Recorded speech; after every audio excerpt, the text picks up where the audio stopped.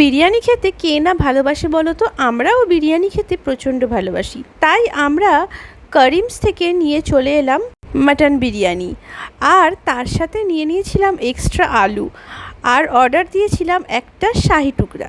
তাহলে চলো দেখি করিমসের মাটন বিরিয়ানিটা কেমন ছিল। বন্ধুরা, এই হচ্ছে সেই করিমসের মাটন বিরিয়ানি।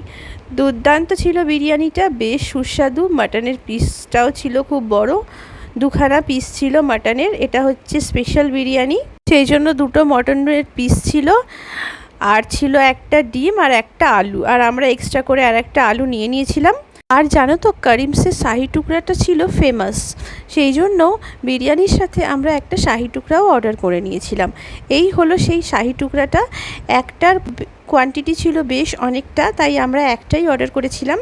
আর এই বিরিয়ানির সাথে যেহেতু কোনো স্যালাড দেয় না, সেই জন্য এই স্যালাডটা আমরা বাড়িতেই কেটে নিয়েছিলাম। তাহলে বন্ধুরা, ভিডিওগুলো তোমাদের কেমন লাগছে অবশ্যই বলো। যদি ভালো লেগে থাকে লাইক কমেন্ট শেয়ার করো, আর আমার চ্যানেল সাবস্ক্রাইব করো। ফেসবুক থেকে দেখলে আমাকে ফলো করতে যেন কখনোই ভুলো না।